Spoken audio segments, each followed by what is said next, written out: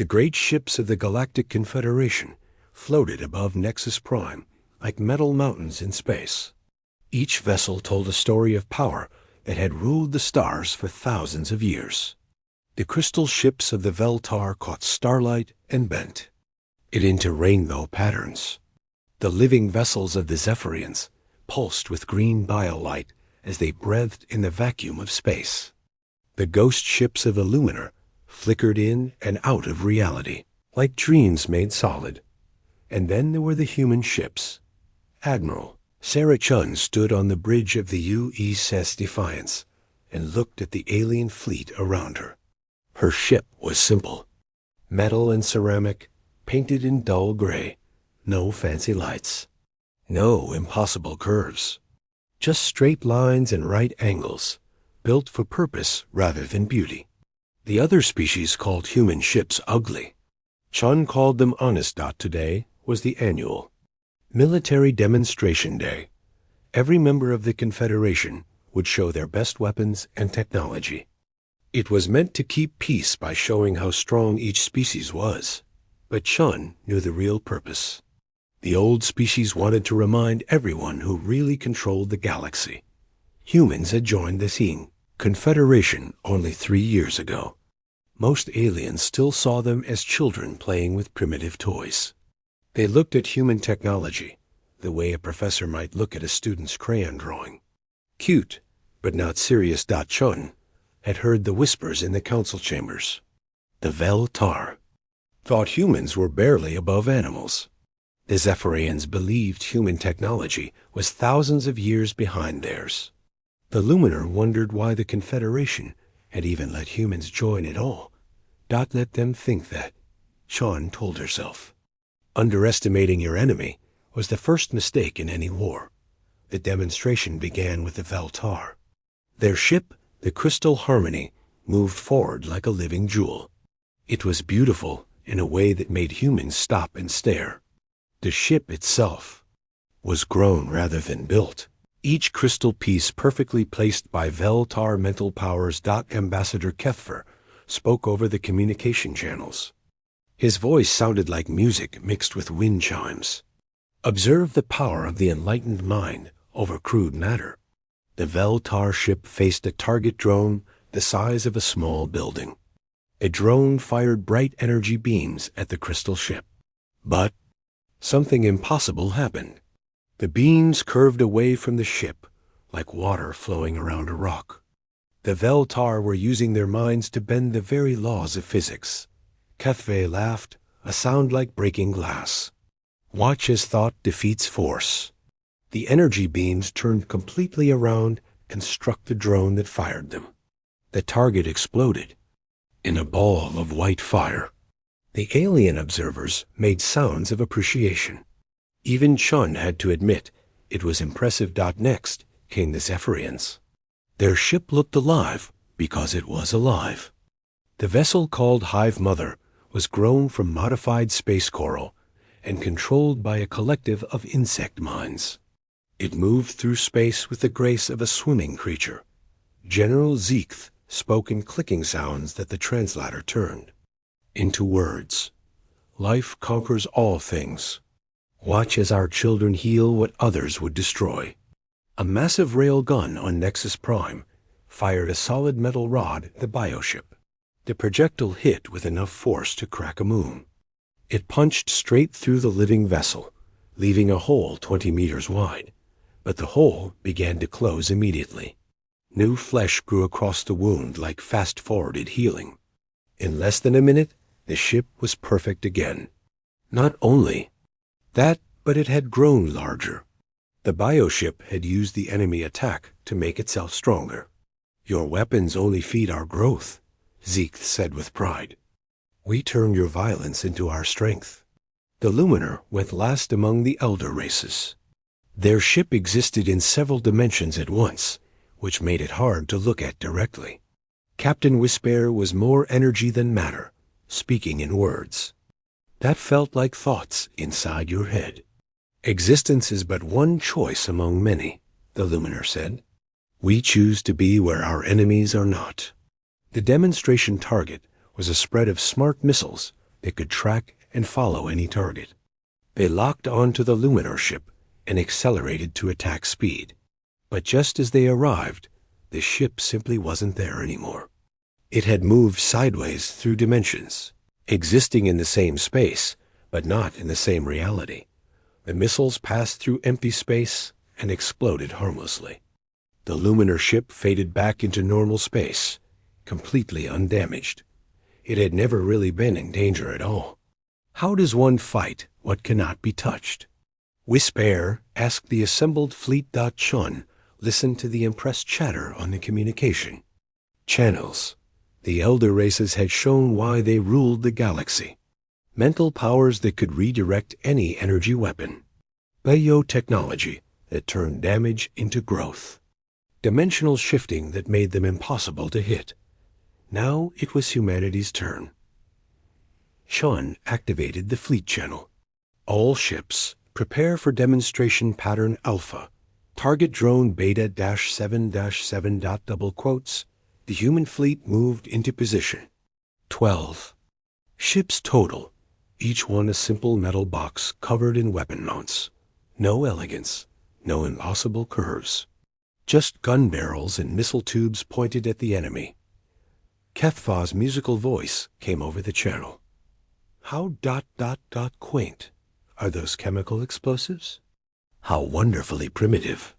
General Zeekth clicked with what might have been laughter. Such crude implements. Do they plan to throw rocks next? Even Captain Wisp-Air seemed amused. Perhaps they will show us how their ancestors hunted with sharp sticks. Chun smiled coldly. Fire. The human fleet opened up all at once. Rail guns. Fired solid metal slugs at a significant fraction of light speed. Missile batteries launched spreads of nuclear warheads. Laser arrays created beams hot enough to cut through asteroid rock. Chemical cannons fired streams of depleted uranium shells. The space around the target drone became a storm of destruction. The drone itself vanished in the first microsecond, torn apart by forces that cared nothing for fancy shields or dimensional tricks. But the humans kept firing for a full 10 seconds, turning a cubic kilometer of space into pure energy. When the light faded, there was nothing left. Not debris, not scattered atoms. Nothing at all. The communication channels went silent. Chun waited a full minute before speaking. Demonstration complete. Target eliminated. Finally, Kethfer found his voice. That was ... excessive. The target was destroyed in the first moment. Why continue firing? Chun's voice was flat and cold. To make sure. In human military doctrine, when something needs to die, we make certain it stays dead. We don't take chances with enemies that might regenerate or phase back into reality. But the energy expenditure, Zeekth protested. You used enough firepower to level a city. Surely precision is more elegant than raw force. Precision is hitting your target, Chun replied. Elegance is for dancing. War is for winning. The alien fleet remained silent as the humans formed up and prepared to leave. Chun could feel their eyes on her ships, calculating and measuring in new ways. Good. Let them think about what they had seen. Ambassador Kethfar made one last comment as the human fleet departed. Such ... crude methods. Throwing rocks and making loud noises, as I said. Hardly the work of a truly advanced civilization. Chun cut the channel without replying. She had made her point. The elder races could keep their elegant solutions and impossible technologies. Humans would stick with what worked. Sometimes the oldest solutions were the best ones. And nothing was older than hitting your enemy harder than they could hit you. Back.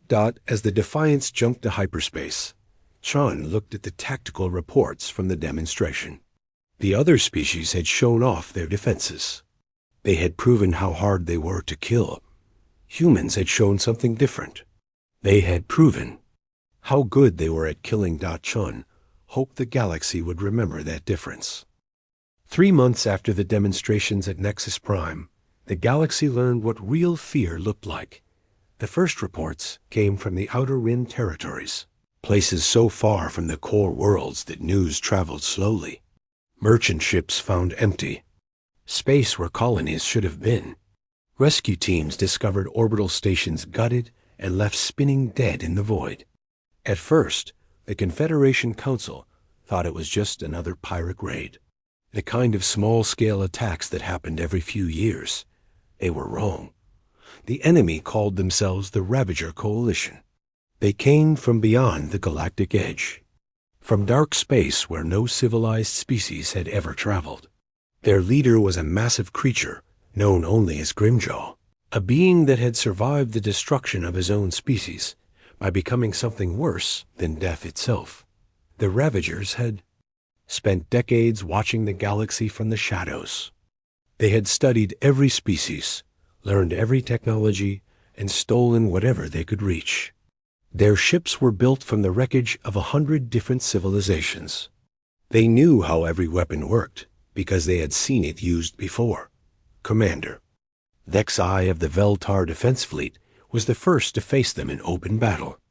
His crystal ship, the Mind's Edge, encountered a Ravager squadron near the mining world of Kepler 442. Vexai expected an easy victory. Pirate ships were usually poorly maintained and crewed by desperate criminals. His mental powers had never failed against such crude opponents. But when Vexai tried to redirect the enemy weapons with his thoughts, nothing happened. The Ravager ships fired streams of solid projectiles that his mind could not touch. Worse, their weapons seemed to know exactly where his ship would try to dodge. Every evasive maneuver led him straight into another barrage that the Mind's Edge was torn apart in minutes. Vexai barely escaped in a life pod, watching his beautiful ship become glittering debris. As he drifted in space waiting for rescue, he heard the Ravager commander laughing over the emergency frequency. "Mental powers," the pirate said in perfect Veltar language. "We learned to block those from the Zarthic before we ate them. Thanks for the practice." The news from Kepler 442 shocked the Confederation. But worse reports followed quickly. The Zephyrian biofleet at Centauri encountered Ravager ships that carried viral weapons designed specifically to corrupt living vessels. The proud bioships that had served for centuries turned against their own crews, infected with alien code that rewrote their very DNA. General Zeek himself led the counterattack with the greatest bioship ever grown, the Queen Mother. The living vessel was the size of a small moon and controlled by the collective minds of 10 million Zephyrian drones. It should have been unstoppable. The Ravagers destroyed it with a single weapon, a bioplague so advanced that it turned the Queen Mother's own immune system into a suicide program. The great ship dissolved from the inside out, its living metal flowing away like water. Zeet H and 9 million of his warriors died in screaming agony as their own biology betrayed them. The Luminar fared no better. Captain Whisper led a phase fleet to intercept Ravager forces near the Vega system. The Luminar ships shifted between dimensions, appearing and disappearing like ghosts. It was a strategy that had never failed in 3,000 years of warfare. But the Ravagers had dimensional anchors, stolen technology from a species called the Void Walkers, who had made the mistake of trying to hide from the Coalition enfolded. Space. When the Luminar ships tried to phase shift, the anchors held them in normal reality, like insects in amber. Whisper watched in horror as his untouchable fleet was trapped and destroyed one ship at a time. The Ravagers took their time, savoring each kill. They broadcast the screams of dying Luminar across every communication frequency, making sure the galaxy could hear what happened to those who opposed them. Within 6 weeks, the Ravager Coalition controlled a third of Confederation space. Every major fleet had been shattered. Every defensive strategy had been countered. The pirates moved through the galaxy like a plague, consuming everything in their path. The emergency session of the Confederation Council was a scene of barely controlled panic. Ambassador Cathfer stood before the great assembly, his crystal form flickering with stress patterns. His musical voice was broken and harsh. "They know everything," he said. "Every weapon we have ever built. Every tactic we have ever used. They have prepared counters for all of it. Our mental powers mean nothing to them. They cannot be touched by thought or will." General Zeke's replacement, a young warrior named Victor, clicked desperately as he spoke. "Our bioships are worse than useless. The Ravagers turn our own weapons against us. Every ship we send becomes another enemy vessel. We are feeding our own destruction." Captain Whiskwind, speaking for the surviving Luminar, was barely coherent. The usually calm species was broken by losses that should have been impossible. They pin us to reality and murder us like insects.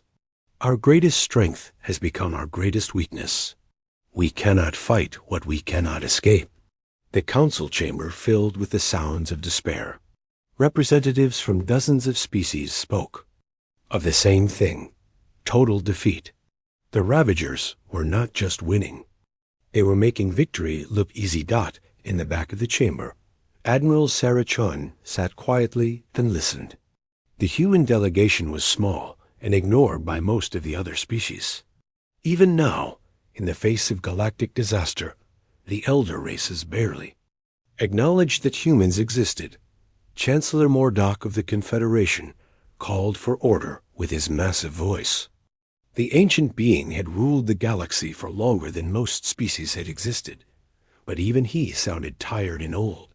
"The situation is clear," Mordock said. "Our combined fleets are broken. Our worlds are falling one by one. The Ravager Coalition will reach the core systems within months. We must consider alternatives." "What alternatives?" Cathver demanded. "They have counters for everything we can do.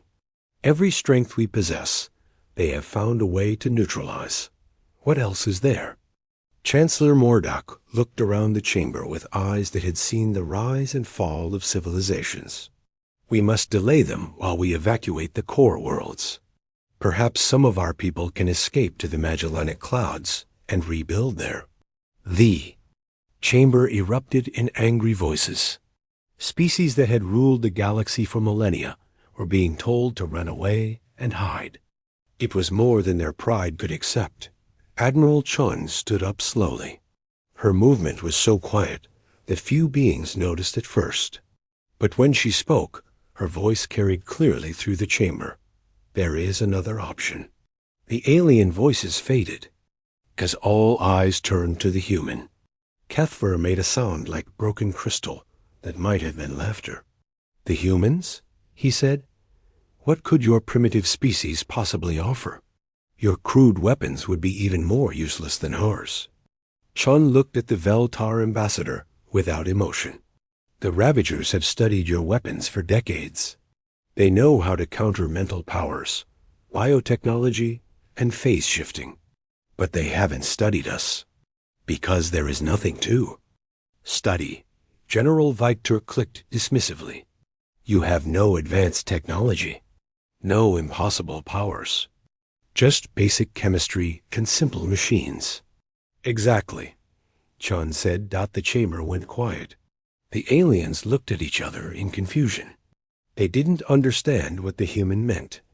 Chancellor Mordock leaned forward in his great chair. "Explain yourself." "Admiral." Chun activated a holographic display that showed the current war situation. Red markers showed Ravager-controlled space spreading like cancer through the galaxy. Blue markers showed the remaining Confederation forces, scattered and broken. "The Ravagers have prepared for your advanced technology," Chun said. "They expect elegant solutions and impossible weapons. They're ready for you to fight the way you've always fought. But they're not ready for us to fight the way we've always fought." "And how is that?" Captain Whiskwind asked. Chun's smile was cold and hard. "Violently, directly, with overwhelming force applied exactly where it will do the most damage." We don't fight with fancy tricks or impossible powers.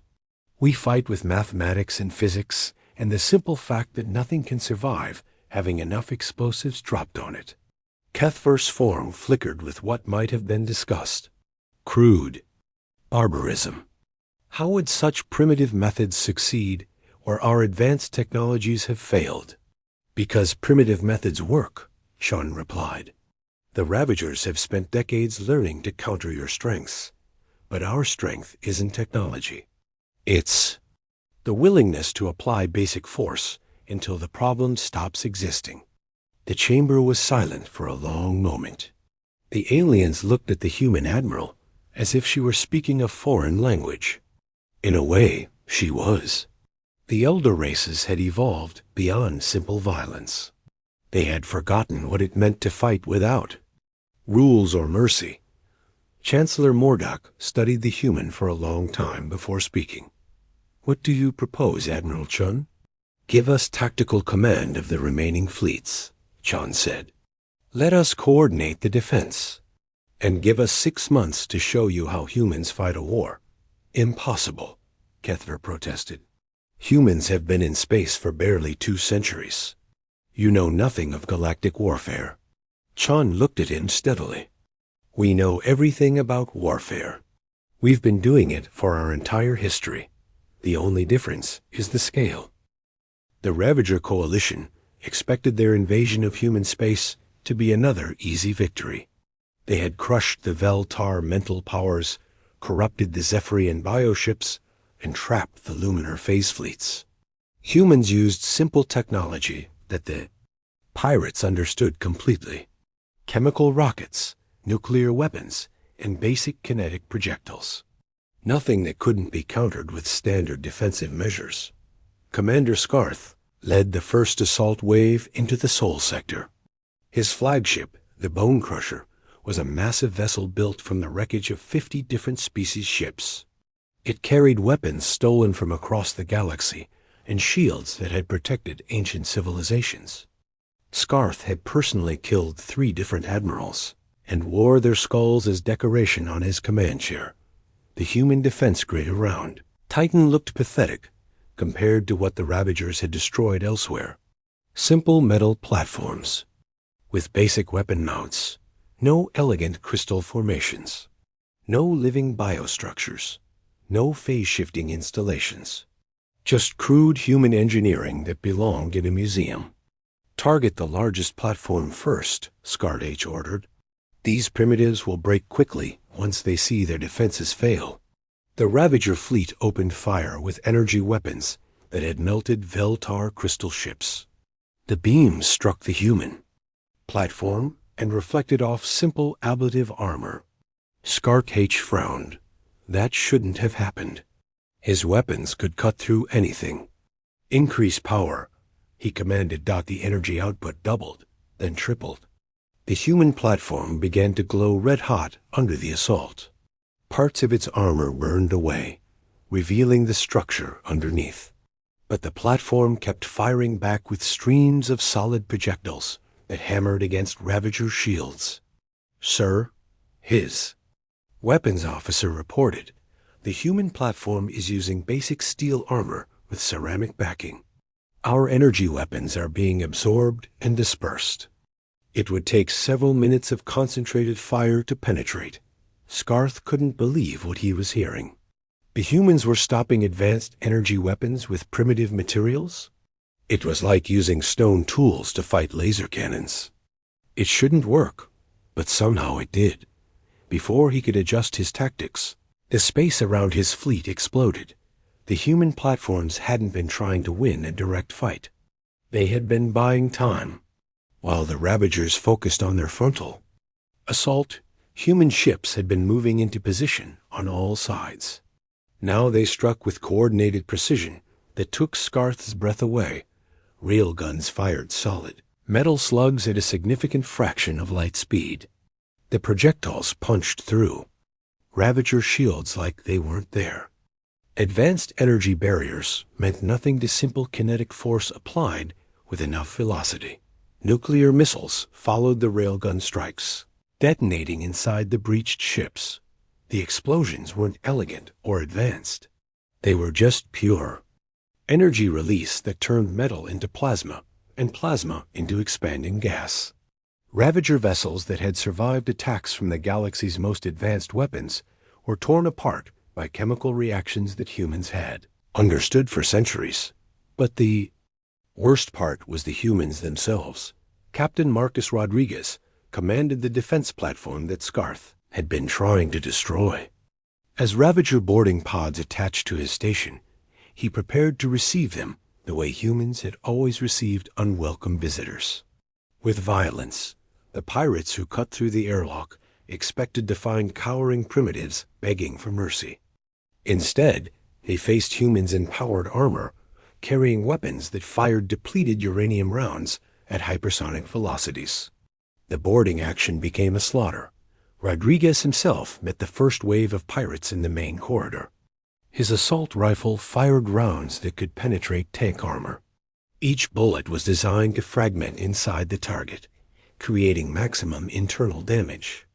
The Ravager raiders, who had terrorized dozens of species, died screaming as human weapons tore them apart. Sector 7 clear, Rodriguez reported over the tactical channel. Hostile boarding party eliminated. 17 enemy dead, 0 human casualties. Similar reports came from across the battle zone. Every Ravager boarding attempt met the same fate. Humans fought like nothing the pirates had ever encountered. They didn't try to capture enemies or fight with honor. They simply killed everything. That threatened them with mechanical efficiency. Scarth watched his fleet dissolve around him. Ships that had conquered star systems were being destroyed by crude human weapons. His carefully planned assault was falling apart under the weight of simple, brutal firepower. Retreat, he ordered. Pull back to minimum safe distance. But the humans didn't let him retreat. As the Ravager ships tried to disengage, human vessels pursued them with relentless aggression. They showed no mercy to damaged enemies and gave no quarter to those who surrendered. When a Ravager captain tried to communicate his surrender, the humans simply launched more missiles. By the time Scart H escaped the Titan defense grid, he had lost 2/3 of his fleet. The survivors were damaged and demoralized. For the first time in the war, the Ravager coalition had been decisively defeated. News of the battle spread through both fleets quickly. The Ravagers couldn't understand what had happened. They had faced primitive technology and simple tactics, but somehow lost anyway. The humans had fought without any of the advanced powers that the pirates had learned to counter. Admiral Chun received the battle reports aboard her flagship while coordinating with the surviving Confederation forces. The alien officers who served as her liaison team looked shocked by the casualty numbers. 17 Ravager ships destroyed, reported Commander Yilsek of the Veltar. 4 more disabled and captured, all with minimal human losses. How is this possible? Chun looked at the tactical display without emotion. The Ravagers prepared for your kind of warfare. Energy weapons, biotechnology, phase shifting. They didn't prepare for kinetic force and chemical explosives applied with sufficient concentration. But their shields, protested Captain Zeknin of the Zephyrians. They should have stopped your projectiles. Energy shields work by deflecting or absorbing energy, Chun explained. Our railguns don't use energy. They use mass and velocity. Simple physics. Force equals mass times acceleration. Apply enough acceleration to enough mass, and you can punch through anything. The alien officers looked confused. They had spent so many centuries developing advanced technology that they had forgotten the basic principles underneath it all. Humans had never forgotten those principles because they had never moved beyond them. What about the nuclear weapons? Asked Lieutenant Fexor of the Luminar. Surely their defensive systems could have countered chemical explosives. Chun smiled coldly. Nuclear weapons aren't chemical explosives. They're physics. When you split an atom or fuse it with another atom, you get energy release based on Einstein's mass energy equation. E equals mc squared. The Ravagers can't counter the fundamental laws of the universe. Over the following weeks, the pattern repeated across human space. Every Ravager assault met the same fate. Pirates who had conquered half the galaxy found themselves unable to defeat humans using technology that the rest of the Confederation considered primitive. At the Battle of Alpha Centauri, General Hassan al-Rashid demonstrated ground combat doctrine that left Ravager survivors speechless. When the pirates tried to take the colony by landing troops on the surface, they found humans who fought with a coordination and brutality that seemed impossible. Al-Rashid didn't try to meet the enemy in honorable combat. He used artillery barrages to soften their positions, followed by combined arms assaults with tank support and close air support. The human ground forces moved like parts of a single machine, each unit supporting the others with overlapping fields of fire. The Ravager ground troops, who had overwhelmed dozens of species, broke and ran after 6 hours of fighting. They had never faced an enemy that fought with such systematic violence. "They don't fight like individuals," reported Ravager Commander Grextar to his superiors. "They fight like a single organism designed for killing. Every human knows exactly what every other human is doing.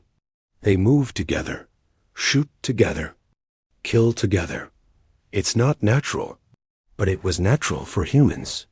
They had been fighting coordinated wars for thousands of years. They understood combined arms tactics and mutual support and concentrated firepower. These weren't advanced technologies. They were basic military principles that humans had developed through centuries of constant warfare. The psychological effect on the Ravager coalition was devastating. Pirates who had laughed at mental powers and biotechnology found themselves terrified of simple human soldiers.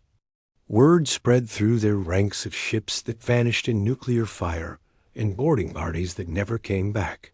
For the first time since the war began, Ravager recruitment stopped. Pirates across the galaxy decided they had better things to do than fight humans. The coalition that had grown by promising easy victories suddenly found itself unable to replace its losses. Chun studied the strategic reports from her command center. The Ravagers were pulling back from human space, consolidating their forces for a major offensive. They were finally taking humanity seriously as a threat. "They're adapting," she told her staff. "They'll study our tactics and develop counters. We need to move to the next phase before they figure out how to neutralize our advantages." Admiral Chun called it the Anvil Strategy. The alien species who served under her didn't understand the name until they saw it in action. Then they understood why humans had conquered their own planet through 6,000 years of almost constant warfare. The strategy was simple in concept and terrifying in execution. Instead of trying to match the Ravagers ship for ship in elegant duels, humanity would overwhelm them with raw production. Human industrial centers worked around the clock, converting asteroids into weapons and turning entire star systems into military factories. The first demonstration came at the Battle of Kepler Station. Ravager Admiral Vexmer led a massive fleet. To crush what his intelligence said was a minor human outpost. His scouts reported only 12 human ships defending the system. Easy prey for his 200 vessels. What the scouts hadn't reported were the 73 orbital factories that had been built in the asteroid belt. Each facility was churning out automated weapons platforms every 6 hours. While Vexmer was planning his attack, the humans were building his defeat.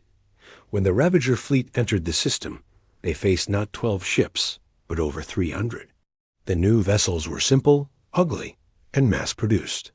Each ship was identical to the others, built on assembly lines like ancient automobiles. They had no individual personality or unique features. They were weapons, not works of art. Vexmer wasn't worried. His ships were custom-built from the best technology of 50 conquered species. Each vessel was unique and powerful. Quality would defeat quantity, as it always did. He was wrong.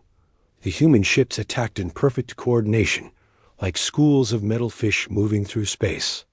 When Ravager weapons destroyed one vessel, 2 more took its place. The humans weren't trying to preserve their ships or fight with honor. They were applying mathematics to warfare. "Sir," reported his tactical officer, "we've destroyed 30 human vessels, but more keep arriving. Our sensors show additional ships being launched from the factories every few minutes." Vexamer couldn't believe what he was hearing. "They're building ships during the battle?" "Yes, sir. The orbital factories have completed 17 new vessels since we engaged. Production rate is accelerating." For the first time in his career, Vexamer faced an enemy that could replace losses faster than he could inflict them. Every minute of combat meant more human ships and fewer Ravager vessels. The mathematics of attrition were working against him.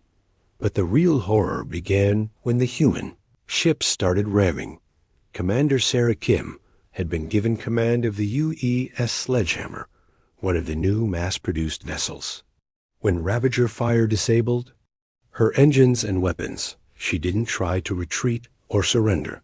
Instead, she aimed her ship at the largest enemy vessel and activated her remaining nuclear warheads. "This is Sledgehammer," she broadcast on all frequencies. Ramming speed for humanity. The UE Sledgehammer struck the Ravager battleship at 3 kilometers per second. The nuclear warheads detonated on impact, creating a brief star in the eye. Darkness of space.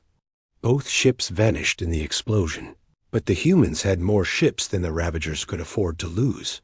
Other human commanders followed Kim's example. When their vessels were damaged beyond repair, they turned them into guided missiles. The Ravagers found themselves facing an enemy that treated their own ships like ammunition. "They're insane," Vexamer's communications officer reported. "They're deliberately destroying their own vessels just to damage ours." "No," Vexamer said quietly. "They're not insane. They're coldly rational. They know their ships can be replaced faster than ours can. They're trading quantity for quality and winning the exchange." By the end of the battle, Vexamer had lost 40% of his fleet. The humans had lost over 100 ships, but they were already building replacements. As his remaining vessels retreated, he could see new human ships leaving the orbital factories like deadly insects emerging from metal hives. The psychological warfare was just as devastating as the physical combat. Humans had started broadcasting recordings of their previous battles across all communication frequencies. Ravager crews heard the screams of their comrades and the cold voices of human commanders calling out kill counts like sports scores. "Hostile vessel destroyed," came one. Recording. "Target designation Ravager 77. All hands confirmed dead. Moving to next target." The humans fought without emotion or mercy.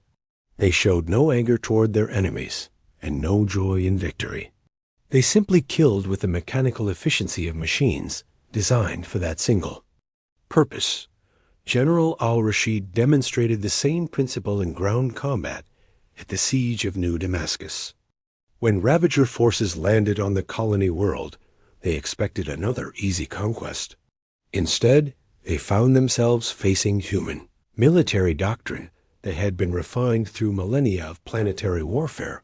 That al-Rashid didn't try to meet the enemy in fair combat. He used every advantage that humans had developed through centuries of fighting each other. Artillery barrages that turned the landscape into a moonscape. Combined arms assaults that coordinated infantry, armor, and air support. Electronic warfare that turned enemy communications into useless noise. But the most terrifying aspect was the humans themselves. They fought with a coordination that seemed impossible for individual beings. Every soldier knew exactly where every other soldier was supposed to be.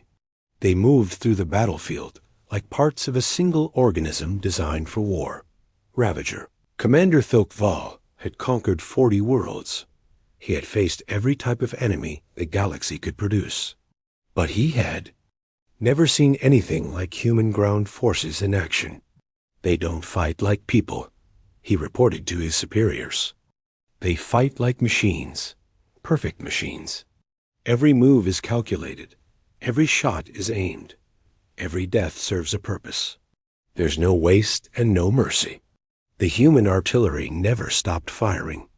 Day and night, shells fell on Ravager positions with mathematical precision. The bombardment wasn't random or emotional. It was carefully planned to destroy enemy morale as much as enemy forces. When human infantry finally advanced, they moved behind a wall of covering fire that made return shots impossible. Tanks provided mobile cover, while aircraft struck targets that the ground forces couldn't reach. Every element supported every other element in a symphony of coordinated destruction. The Ravagers broke after 18 hours of continuous combat. Warriors who had fought for decades without retreating found themselves running from an enemy that seemed to have unlimited resources and absolutely no fear. Request immediate evacuation, Thokval broadcast to his fleet. Ground forces cannot hold against human assault. Repeat, cannot hold. They have too many weapons and too many soldiers. Every position we take, they retake with interest. But the most devastating aspect of the Anvil strategy wasn't the battles themselves. It was what happened between battles. While the Ravagers licked their wounds and planned their next assault, the humans kept building. Orbital factories converted entire asteroid belts into raw materials. Automated shipyards launched new vessels every few hours. Supply lines stretched across human space, like the circulatory system of a vast organism dedicated to warfare, the alien species serving under. Admiral Chun watched the production reports with growing amazement and horror. Commander Yulsek of the Veltar couldn't understand how humans could build so much so quickly. Your factories lack the elegance of proper construction, he observed. Each ship is identical to the others. There is no artistry, no individual character. Chun looked at him with something that might have been pity. Artistry doesn't win wars. Mass production does. One perfect ship can be defeated by 10 adequate ships. We build adequate ships faster than anyone can build perfect ones. Captain Zekanin of the Zephyrians was equally confused. But what about the spiritual connection between creator and creation? How can your workers build proper vessels without forming a bond with each one? Our workers form a bond with victory, Chun replied. Every ship they build is one more weapon, pointed at our enemies. That's the only connection that matters in war. The Ravager coalition tried to adapt. They attacked human factories directly, hoping to slow production. But the humans had learned from their own history. They had seen what happened when industrial capacity became a target. They protected their factories with the same ruthless efficiency they brought to everything else. Each orbital facility was surrounded by automated defense platforms. Approaching enemy ships faced minefields that had been seeded months in advance. Human patrol fleets moved constantly through their territory, hunting for raiders and scouts. When Ravager Admiral Kreshtok led a strike force against the Tau Ceti industrial complex, he found himself in a carefully prepared trap. The humans had been expecting such an attack for weeks. They had positioned their forces to channel the enemy fleet into a kill zone where concentrated firepower could destroy them piece by piece.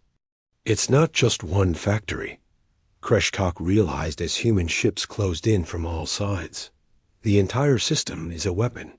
Every asteroid, every platform, every ship working together.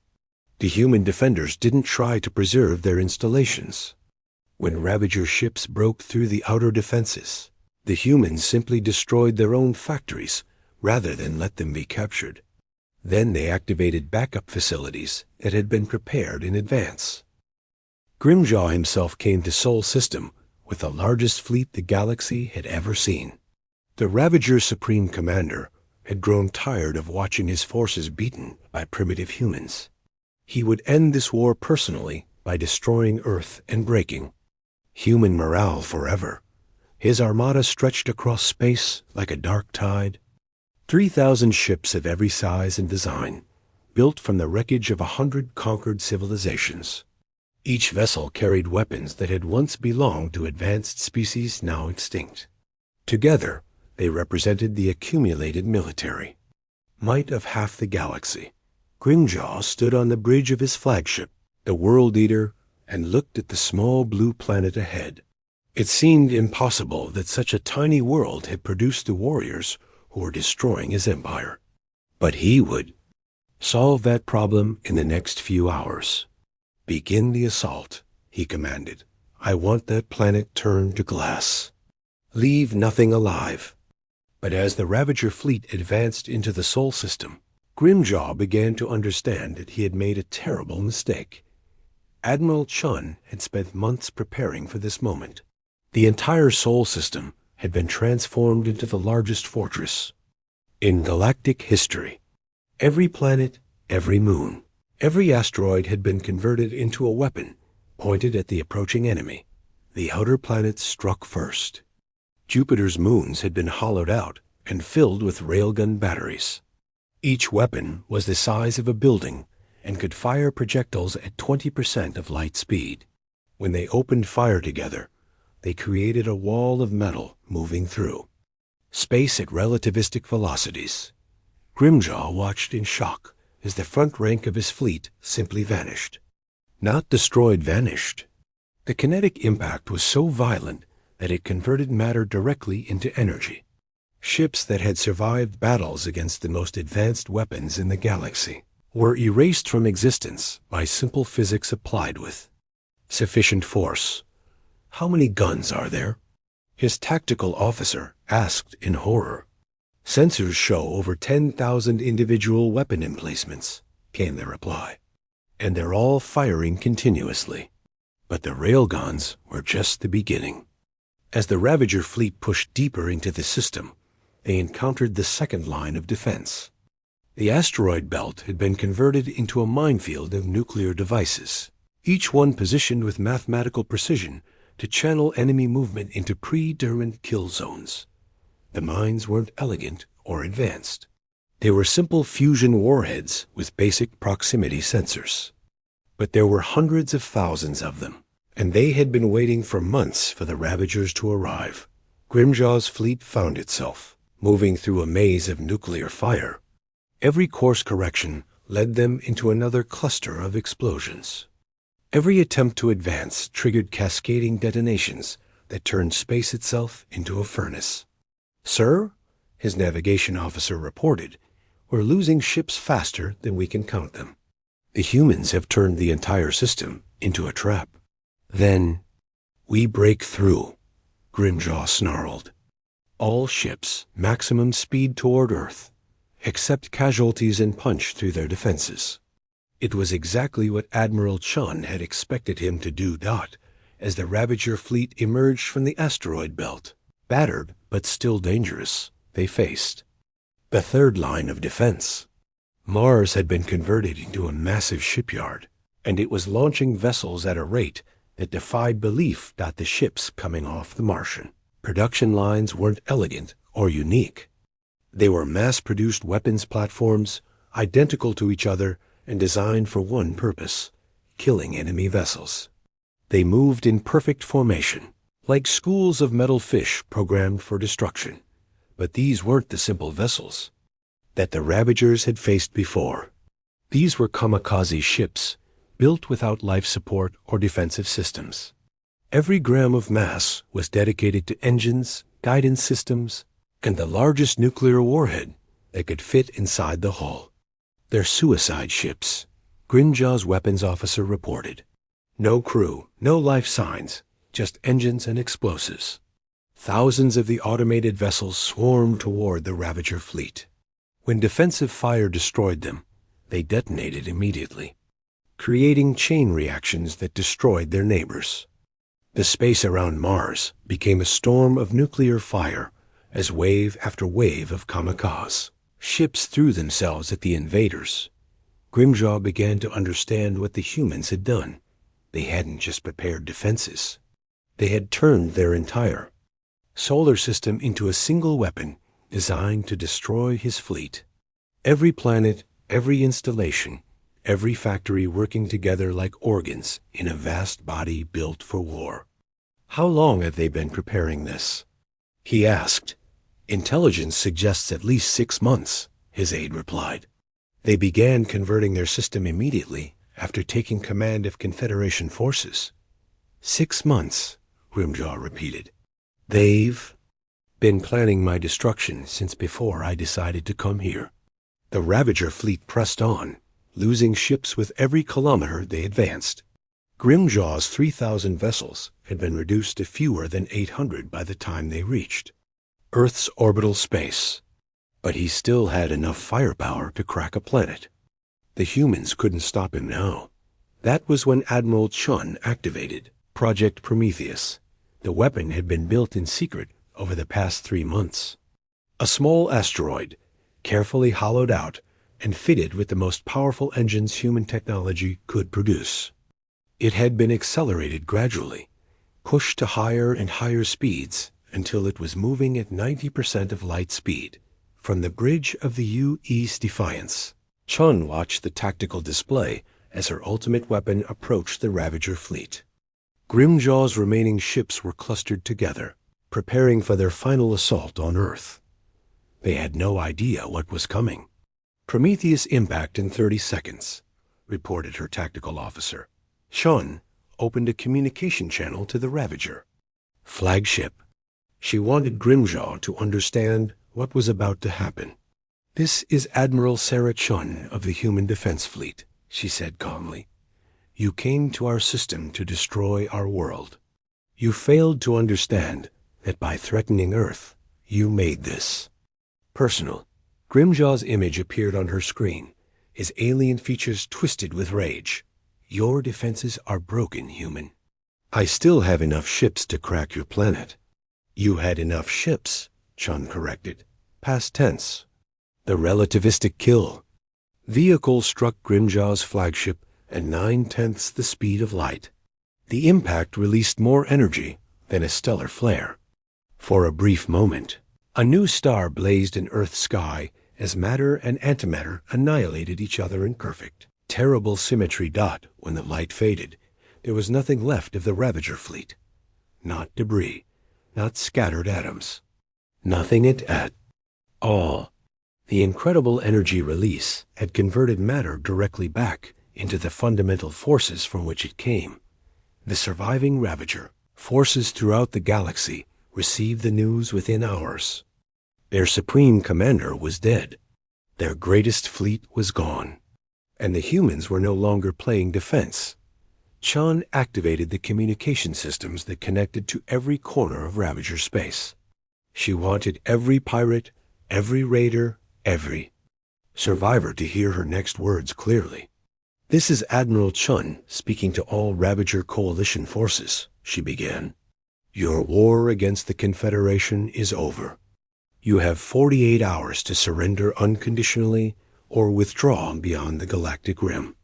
Any Ravager vessel found in Confederation space after that deadline will be destroyed without warning." The response came from Admiral Vex Carr, the highest ranking. "Ravager commander still alive. You cannot threaten all of us, human. We still control dozens of star systems." Chun's smile was visible, even over the communication link. "We're not threatening you. We're making a promise.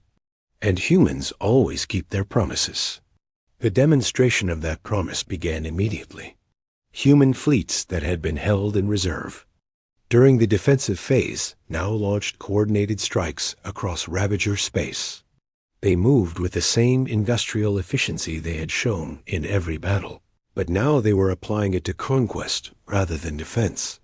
The attacks weren't random or emotional. They were carefully planned to destroy Ravager capacity to make war.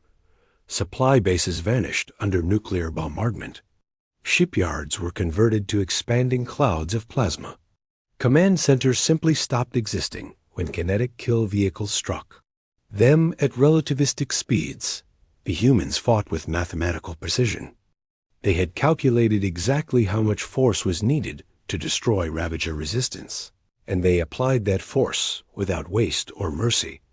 There were no demands for honorable surrender, no offers of clemency, just systematic destruction of everything. That supported pirate operations.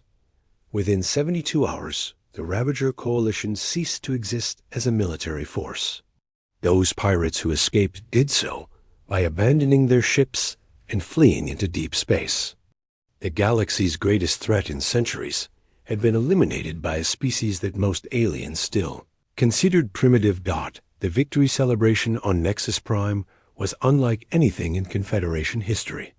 Representatives from dozens of species gathered to honor the humans who had saved them all. But the ceremony was subdued, marked more by relief than joy. Ambassador Kethfer of the Veltar spoke for many when he addressed Admiral Chun directly. "We owe you an apology, Admiral. We failed to understand the nature of human strength." Chun looked at the assembled alien dignitaries with calm eyes. "You made the same mistake the Ravagers made. You assumed that advanced,